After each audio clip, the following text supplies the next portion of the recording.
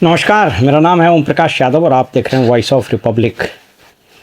राजस्व एवं भूमि सुधार विभाग के प्रधान सचिव श्री CK अनिल को उनके पद से हटा दिया गया है। ये नोटिफिकेशन आप देख लीजिए।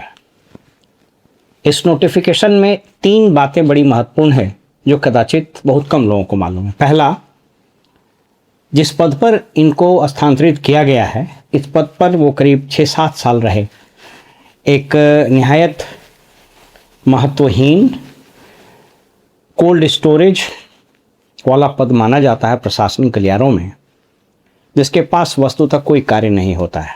दूसरी महत्वपूर्ण बात कि यह तबादला इनका प्रशासनिक नहीं राजनीतिक कारणों से किया गया है।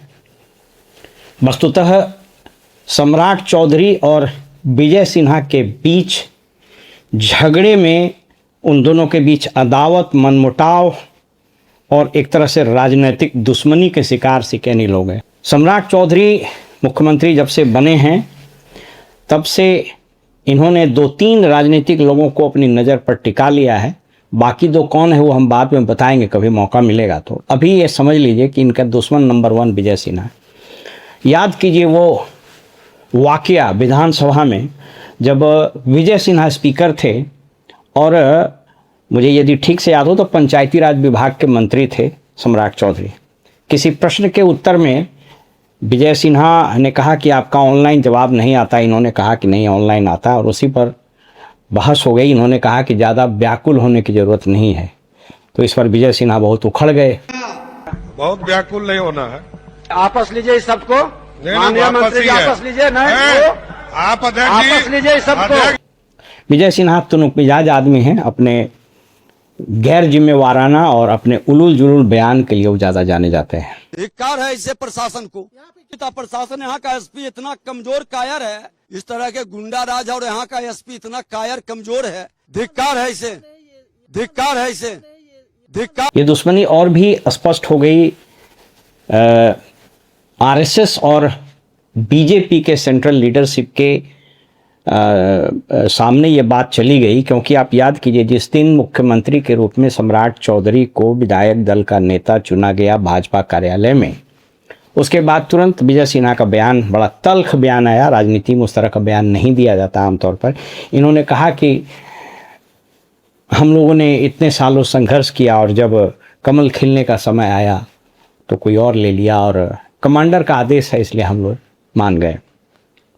तो ये राजनीतिक दुश्मनी का ये आलम। और आप देख लीजिएगा विजय सिन्हा को इस बार मंत्रिमंडल का जो विस्तार होगा उसमें कोई जगह नहीं मिलने वाला है।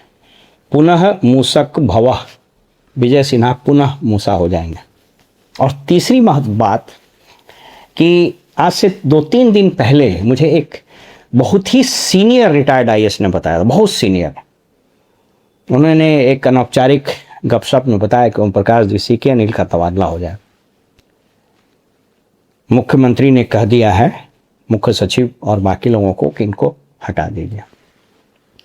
और इसके पीछे जो तीसरी महत्वपूर्ण वजह हुई वह राजस्व विभाग में विगत 2-2.5 महीने से चला रहा हड़ताल को बताया जा रहा है। आपको मालूम है कि पूरे राज्य में राजस्व अधिकारी का जो संवर्ग है वो हड़ताल पर है, और राजस्व कर्मचारी जो लगभग 3,500 हैं पूरे राज्य में, वो लगभग सभी हड़ताल पर है। तो पूरा रेवेन्यू एडमिनिस्ट्रेशन का पूरा काम ठप है। और आप समझ लीजिए कि अभी जो मंत्रिपरिषद ने यह निर्णय लिया है कि राज्य के विभिन्न जिलों में सैटेलाइट टाउनशिप बनाए जाएंगे, संभवतः 11। तो उसके लिए सबसे इम्पोर्टेंट काम क्या है? तो रेवेन्यू का है। सेंसस रेवेन्यू को करना है। तो ये सारे काम ठप पड़े हुए थे। और क्यों पड़े हुए थे, क्यों नहीं हड़ताल टूटा, वो एक अलग विषय है, उस पर हम लोग बात करेंगे।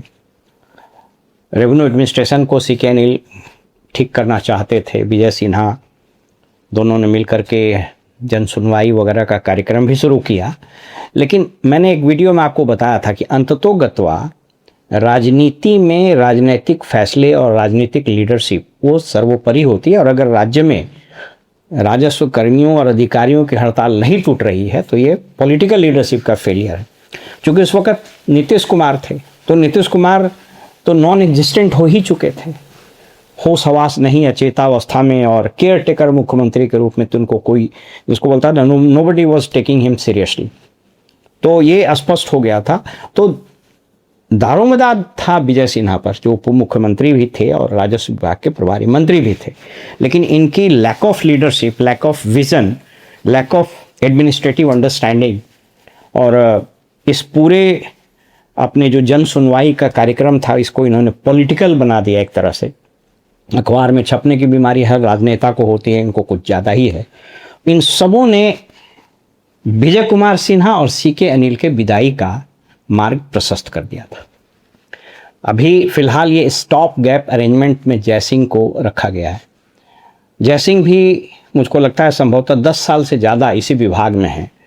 यदि मुझे ठीक से याद हो तो जॉइंट सेक्रेटरी से लेकर सेक्रेटरी इसी विभाग में रह गए।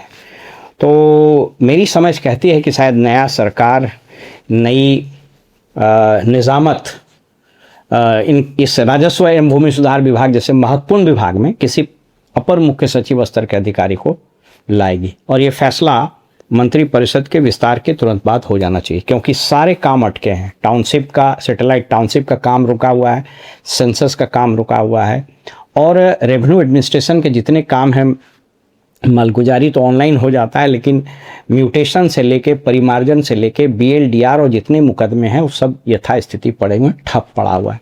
तो इसको हम लोग बोलते हैं कि the entire revenue administration has come to a grinding halt. इसलिए जो महत्वपूर्ण बात यह है कि जो सीके अनिल साहब को फिर से वैसे ही विभाग में भेज दिया गया जहां वो 8-9 साल रह गए। अब नई विस्तार जब होगी मंत्री परिषद की, और जब सब कुछ नया शेप लेगा, तो उसमें इनकी क्या भूमिका होगी यह देखना बड़ा दिलचस्प होगा। लेकिन टेक अवे यही है कि विजय सिन्हा और सम्राट चौधरी की लड़ाई में सीके अनिल पिस गए और आग में घी का काम कर दिया राजस्व कर्मियों का हड़ताल। फिलहाल में इजाज़त दीजिए और आप देखते रहिए वॉइस ऑफ पब्लिक। नमस्कार।